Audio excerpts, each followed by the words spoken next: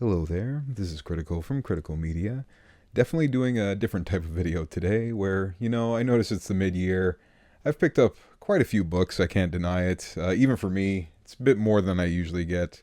But anywho, maybe this is just an idea of maybe things that have come out, things that maybe you're intrigued with, maybe ideas that you guys even have, or even ideas for videos that maybe some of these books, I get them, but I don't always do videos for them. So maybe if you're intrigued, maybe just a little shout out in the comments down below. But yeah, I'm basically just doing predominantly hardcovers because that's just who I am. I usually only go for hardcovers. Something has to be special for me to just only get a trade, or simply there's no hardcover and I don't believe there's going to be one kind of thing. But that's just me. But you know what? Since I'm right here with this nice collage of books, maybe just grabbing a few right now just to get into the spin of things. But yeah, just look at this one here. Yeah, just Sagat from the Street Fighter Origin series. Again, hardcover. I'm obsessed. But yeah, just your typical fare from Udon. I almost feel like anytime one of these came out, I must have read them around the time they released because they always feel so nostalgic. Aside from my love for the series, right? But yeah, just a nice little banger there. More so, I guess a buried treasure release kind of thing. Right here, it's ironic. This is the Frank Miller Daredevil run. So the first volume. I say ironic because I actually always had the second one, the compendium, this whole time, and I only found out recently. Apparently, the one I got was just rare. I'm glad that they're reprinting it, so it won't be as rare, perhaps. But yeah, it's pretty sweet in that regard that they're reprinting these, and thank goodness, because honestly, this one's I've at least been checking Marvel ones. They've been pretty strong lately. There's only been a few printing errors that I've come across with a few Omnis. This one's okay. Don't worry. But you know what? Since I'm here, let's just grab Vader here. You may have recognized this one from a video from earlier in the year as well.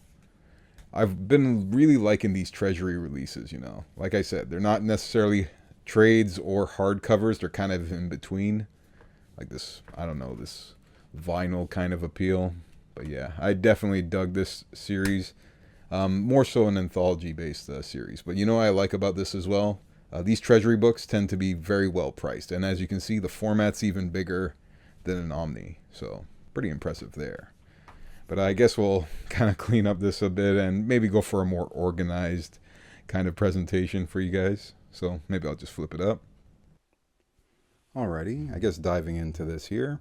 I guess the way I'm going to present them, honestly, there's just going to be either new release or treasure pickup, that kind of thing, right? So a new release pickup or treasure pickup. And in this case, I'd call it more of a treasure pickup. In that, yeah, the book had already released. In this case, this is Shiver from Junji Ito, the selected stories. I always found it intriguing that they call it that instead of the other or more common story collection as they're branded these days. But nonetheless, this printing is from November 2023, but the book debuted way back in way back in 2016 or 17. But nonetheless, it's a story collection as per a lot of the Ito works. Probably the two stories that make me really like it is The Hanging Blimp and The Long Dream. But I think what always kept me from picking it up before is because there's a little bit of overlap with some of the other stories. I have them in other kind of Ito collections here. But yeah, just a nice, sweet little, I guess, what's the word? A sweet little collection in this case. I actually very much appreciated that used record story as well. Very much dug that. Now, in this case, a new release for 2024. Stiches, again from Junji Ito, but complemented by Hirokatsu Kihara's work.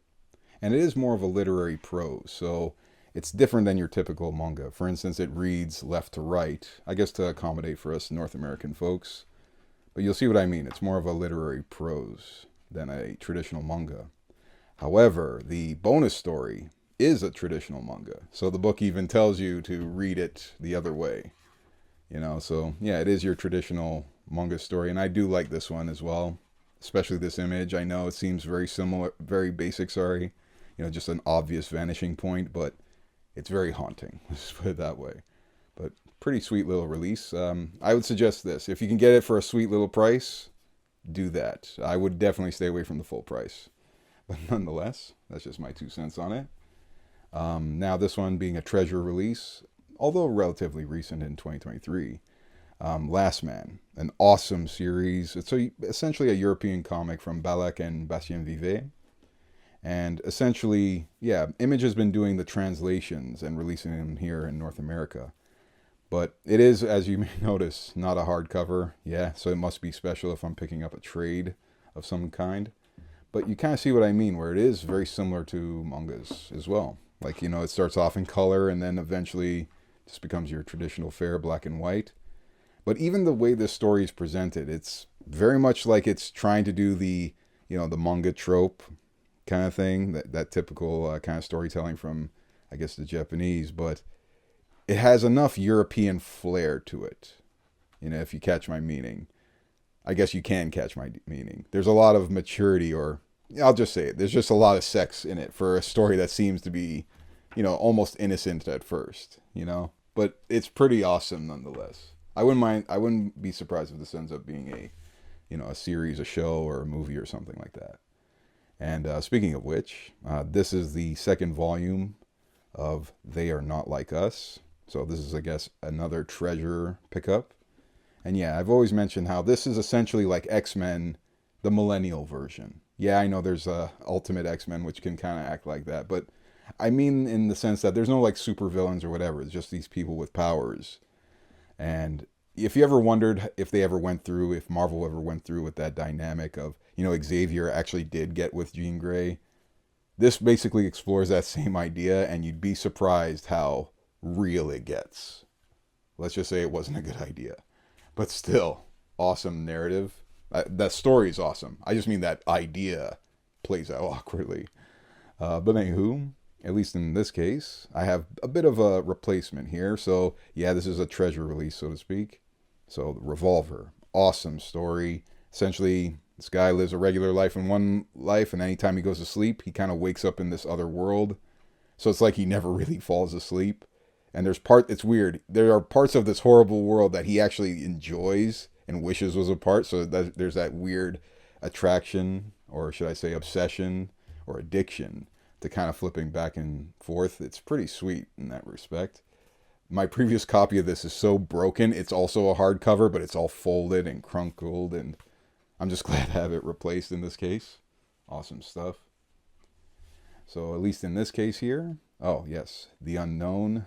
An awesome story. This is from like the early days of Boom Studios. Even the logo looks different. This is, of course, from Mark Waid. And essentially, it's like Sherlock Holmes, a modernization of Sherlock Holmes. Of course, a little gender swap. But the character of Kat Allingham is such an awesome one. She does really remind me of Sherlock Holmes. The way she carries herself. This, the superiority complex she has. Just like Sherlock has.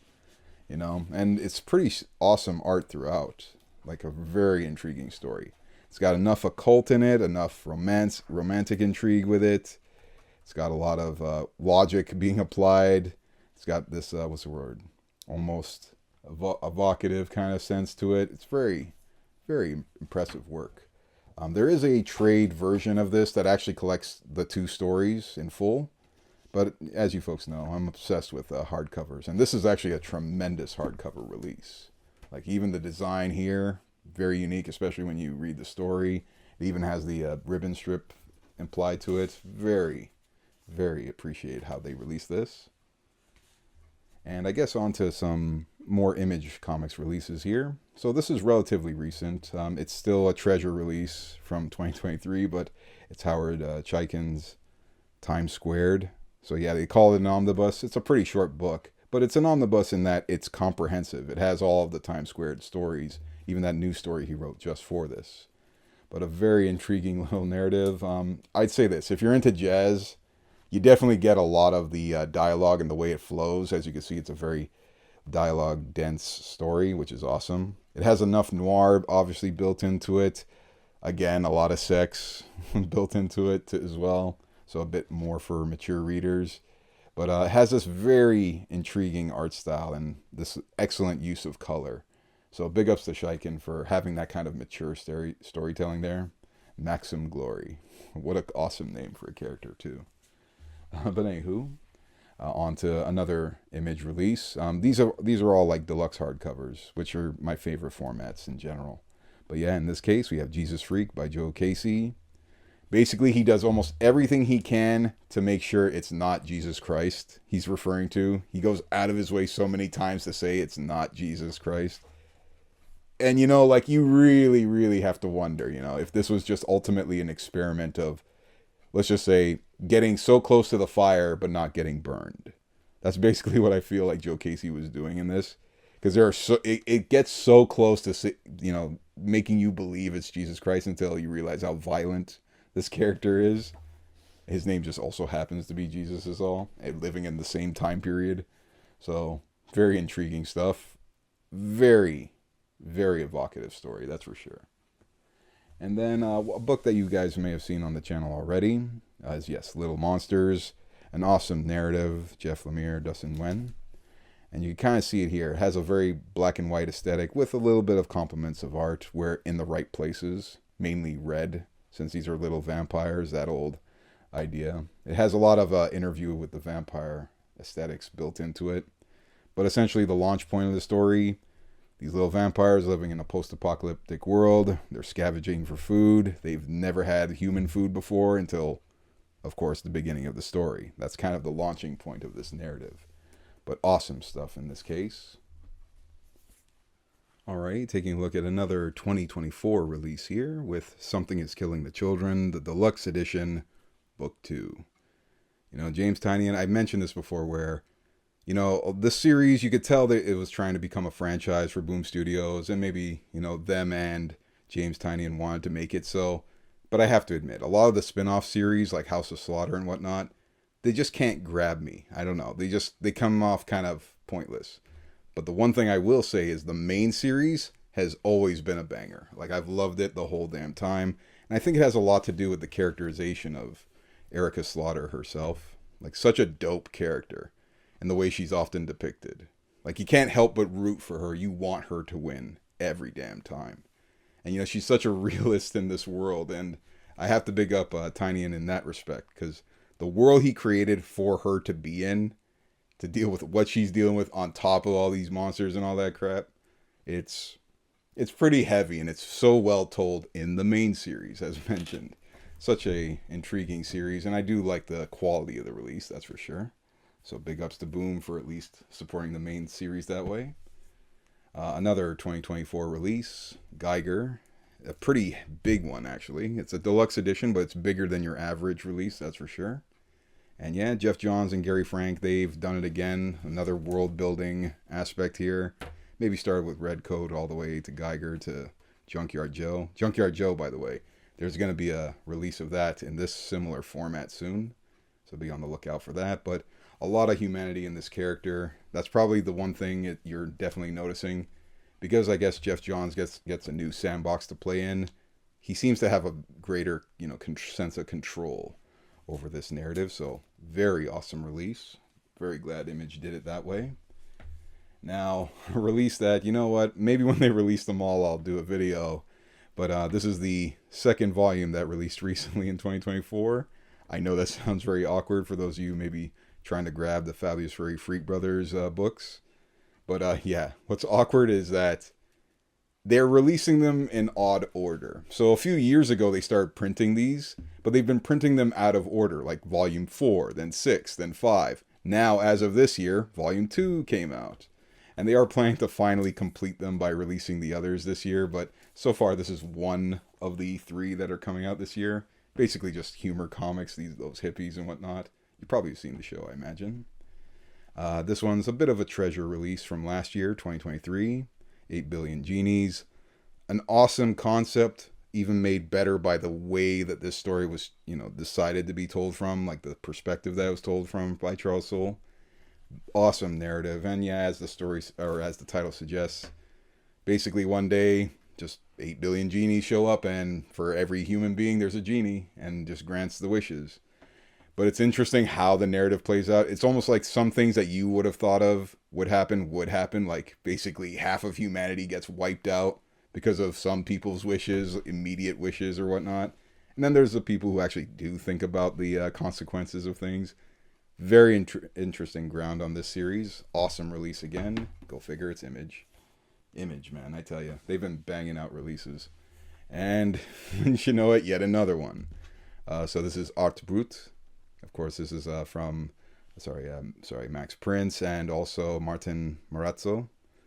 Awesome narrative. If you're familiar with Ice Cream Man or Swan Songs, you kind of get an idea that Prince, he's a very, very brilliant mind. He doesn't just use the comic book medium in the traditional sense. He really uses it properly. The kind of panel design and the kind of subject matter and kind of writing techniques that are on display here. On top of that, basing it around Art Brut. For those of you who may not know, Art Brut is basically anytime you saw like squiggly lines on a wall and people called that art. Essentially, that's what Art Brut is. It's like very art that you would consider kind of ugly or like, how is that art? That's art, but very trippy story. The guy basically jumps into his paintings to solve problems. It kind of has a little bit of Sherlock Holmes in it too. It's pretty interesting ground. Go figure. That's pretty much Max Prince for you. Almost all of his books are like that. And speaking of another interesting writer, probably my favorite writer right now is Ed Brubaker. And this is one of his Image releases, his original titles, Where the Body Was. A nice, I wouldn't say it's so much of a whodunit. It's more like a little, window into this little microcosm of a neighborhood. And just this weird, I shouldn't say even weird, just this weird drama that happens between these people, these neighbors. It's a very domestic kind of problem. Let's just put it that way. But I almost appreciate the fact that it has that kind of matchbook design to it. Like you feel like you need to know the setting of the neighborhood. But to be honest, it's a pretty easy thing to grasp. Let's just put it that way. But awesome narrative, that's for sure. Probably try and get it on the cheap if you can. But speaking of Ed Brubaker, I finally completed this, getting the Criminal trilogy of books. There is technically a fourth book, Cruel Summer, but there's a bit of overlap with that series. But man, what a banger of a series. This is some of Ed Brubaker's finest work. This would probably be his best work if it wasn't for my personal favorite, Kill or Be Killed. But man, Image Comics and these deluxe formats, awesome series. And the one thing I noticed with Ed Brubaker, this is how you can tell he's a great writer. You can fly through a book because of how well he writes dialogue. Like, the people are so naturalized, or they feel so real that when you're reading it as though you're talking to these characters. It's so well conceived. And it has that right kind of noir feel to it. But yeah, very, consistent releases. I believe there's actually going to be a series or a movie going to be coming out soon. So be on the lookout for that. Although I'm kind of curious what they're going to do, because Criminal, as awesome as it is, I could see it coming off cliche if it's not done right. So that's just my 2 cents about that. But definitely intriguing work, that's for sure. Alrighty, now looking into another trilogy of books with Promethea, the deluxe editions. I know it says 20th anniversary, but with the new DC Black Label on these ones, I don't think it's the same one from 2019. That's when the 20th anniversary kicked off. And that's another thing about this series. Even though it says DC Black Label, or the other versions say DC Vertigo, the irony is this isn't a DC book at all. This is from Alan Moore's print label that DC acquired. You can look into the history of how that happened. I could always tell it soon too. But anyways, awesome series, awesome narrative. This is a highly esoteric kind of idea here. I mean, it is literally dealing with the concept of idea making. Literally. So Promethea being the goddess of imagination, you can kind of imagine, right? But yeah, Alan Moore, aside from sticking it to DC in the third volume, where basically what he does in that book basically stops DC from ever printing anything with anything ongoing with these characters. He basically shut down his own universe with them. But anyways, my point is, it's the kind of themes that it's dealing with are incredible, and you kind of start to realize something about her. She's possibly not just the most powerful character in comic books or in superhero genres. She's possibly the most powerful character in fiction, period. With literary fiction, comic book fiction, films, it doesn't matter. She might be the overall strongest character. Like I said, the goddess of imagination. The kind of things you see here, Reminds you a lot of that, Charlton Sinnett concept of Promethea. As a matter of fact, the book actually does deal with that. What am I saying? Get this book if you can. Hunt it down, or at least read it digitally. You got it for that one. Now comes another bit of a buried treasure here for me, at least from 2023. This produced. So this is Aquaman Andromeda by Ram V and Christian Ward. Awesome series. It is a bit of a standalone, but yeah, it kind of reminds me a lot of that movie Sphere. The Dustin Hoffman and Samuel L. Jackson. That movie kind of sucks, but this book is way better. It uses the idea, the concept from that. Something just lands in the ocean kind of idea, and everybody's trying to hunt it down, see what it is, if it's technology or something. But you're kind of seeing it, like Christian Ward's approach to this book. It's incredible. It's awesome. Like you could tell, like it has its own tone. He keeps the mysticism of, Aquaman himself very well tight. It reminds me a lot of like Pete Milligan and Esad Ribic's efforts for Marvel when they did Namor in Into the Depths or In the Depths. Very awesome narrative there. And I guess another book that's kind of a bit of a buried treasure, but a bit more of a value proposition for me is Green Lantern, Green Arrow, Hard Traveling Heroes. This is, of course, from Dennis O'Neil and Neil Adams. And this being the deluxe edition, I bring it up as a value proposition because they're planning on releasing the, of course, omnibus soon that will have this material in it. But it kind of made me think, do I really want, Green Lantern material or Green Arrow material, or do I really like the creators, Dennis O'Neil and Neil Adams? Turns out I like these two guys more. So I opted just to get this particular run, which has, of course, that very popular Snowbirds Don't Fly story. And, all those, very hard-hitting points that Denny O'Neil was known for hitting, like real-world issues to actually deal with.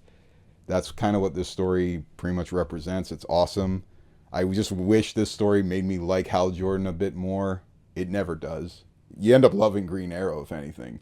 But man, that's just my own 2 cents. Hal Jordan, my personal favorite Hal Jordan is the one from Earth 1. My personal favorite Green Lantern is John Stewart in general. But that's just me. Oh, and by the way, John Stewart makes his debut in this book, actually. So you will get that if you ever pick this one up, or that Omni that's coming out.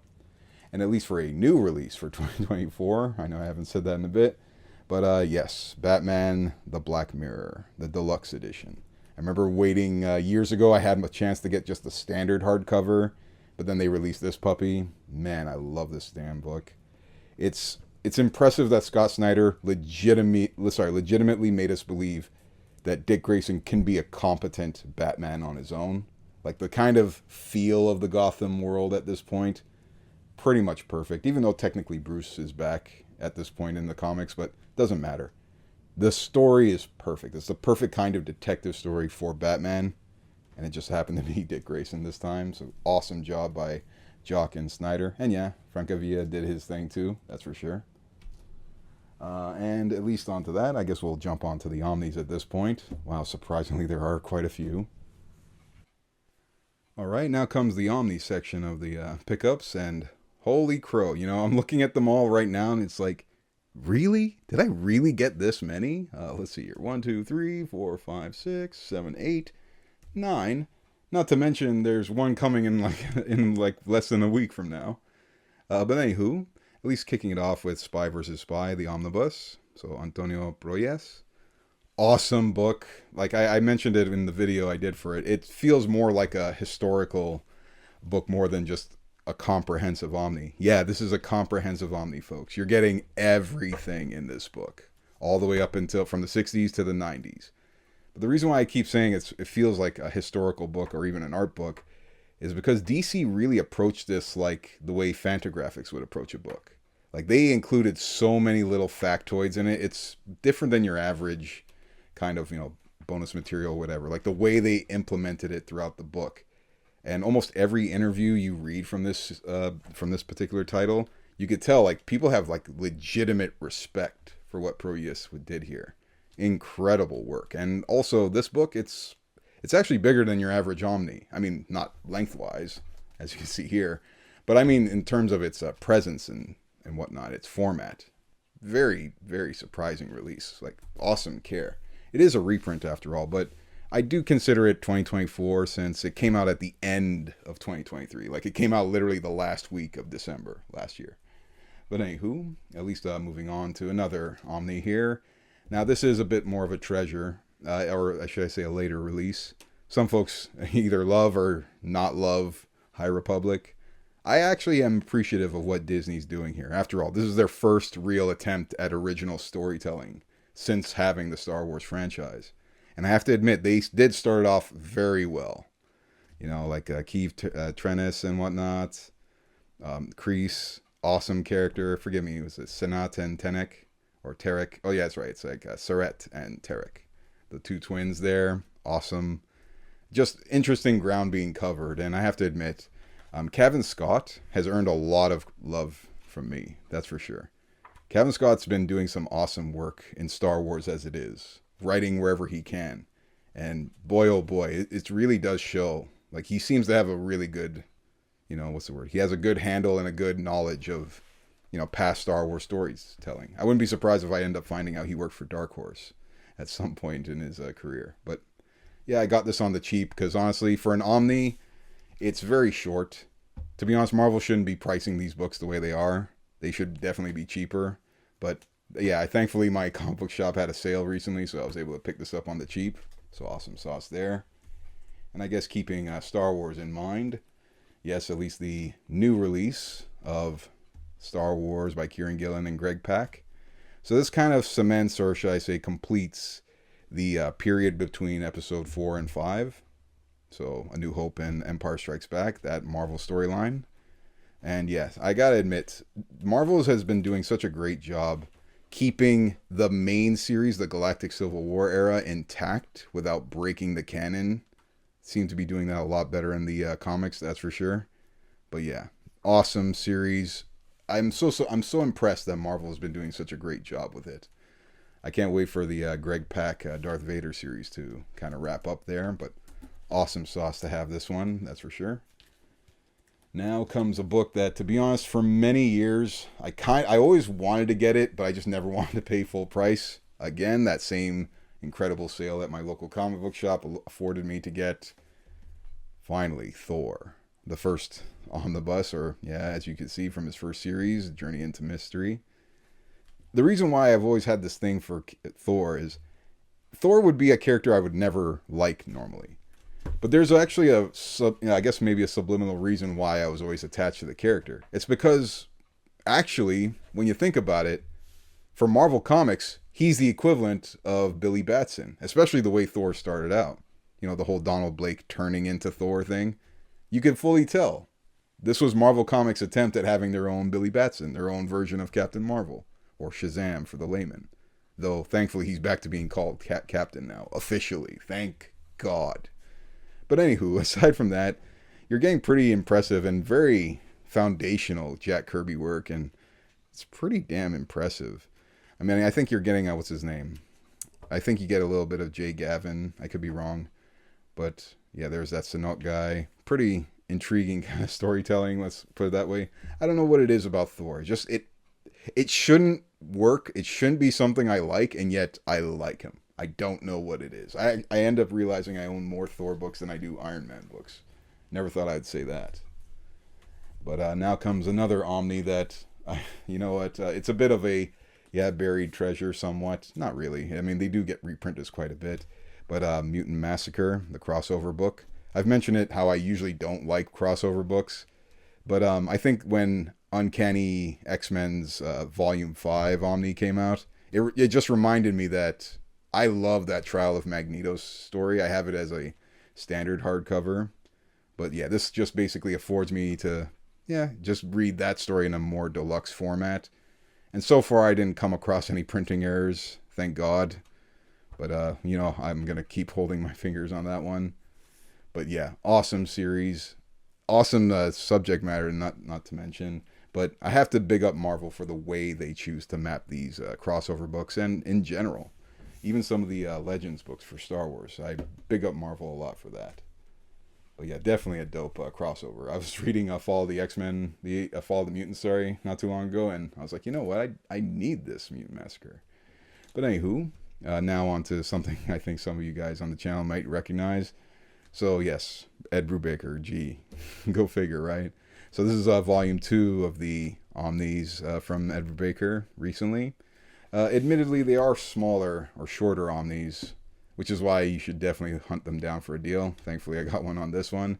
But this pretty much wraps up Ed Brubaker's run and the whole Mia Donovan aspects and whatnot. The Dakota North, what's the word? Intrigue kind of reaches its apex in this one as well. But yeah, such an awesome narrative. I love Ed Brubaker. As mentioned, like I could fly right through these books. I don't know what it is about Daredevil. Maybe it's because he reminds me of my favorite overall character. I think you're about to see him in a little bit. But another new release, or should I say a new reprint, in The Punisher Max. Y'all might have seen this video not too long ago. The Garthiness, and of course, for me at least, Leandro Fernandez. I love that artist on the series. Love this series in general. Like, this is where Punisher belongs in this kind of imprint, or should I say this kind of presentation. Love this series to death. Well, maybe not to death. Let's not kid ourselves. It's Punisher. Maybe be very, ginger with that word when it comes to him. But awesome to have, and thankfully got it on the cheap as a pre-order, so very happy with that one. And one that, yes, I wanted it for years, but finally, again, kind of dropped recently, and I believe the reprint definitely helped make the prices a lot easier. The more, I guess, fresher reprint of Captain America, basically when he came back to Marvel. I do kind of wish it had that Atlas Comics issue, that 1 or 2 issues from Atlas that was in it, but I guess we can't have it all. But essentially, this is when, after, he woke up in the ice, basically his first real romp into the Marvel world. So very awesome to have. I'm a huge Captain America fan. As you're kind of noticing, I tend to like grounded superheroes or grounded storytelling in general, even though sometimes Cap stories can get a little ludicrous at times. But still, I love this character. I love what he represents. Even though I'm Canadian, I can't help but love Captain America, right? That goes to show you how awesome of a character Steve Rogers actually is. And probably the number one, and it's not fair. It really isn't. But The Question, Volume 2, a new release for 2024.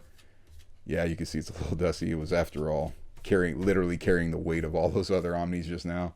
But I've already read this thing twice since it's come out, and it came out this year. That's because of how often I read The Question. I love this character to death. This does basically wrap up the Denny O'Neil series. Not to mention, it even collects some of the later stories, like the ones that were released like well after. For instance, it even includes that Brave and the Bold series with him, Green Arrow, and Butcher. And then it also has that, I think it has that old, yes, it has the finale. This is the one I think that was released just in the late 90s.